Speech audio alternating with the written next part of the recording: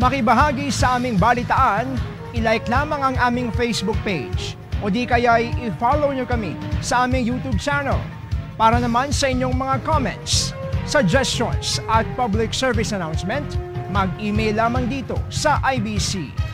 Kaibigan, naway isaalang-alang natin na nandirito pa rin ang banta ng COVID-19. Kaya laging mag-mask at maghugas ng kamay upang makaiwas sa sakit. Maging katuwang sana ang bawat isa sa atin para masugpo ang pandemya. At yan ang mga makabuluhang balitang aming nakalap. Muli kaming magbabalik bukas. Maraming salamat, Pilipinas. Ako po si Brian Castillo at ito ang IBC Tutok 13. Kaibigan ng bayan, kaibigan ng katotohanan.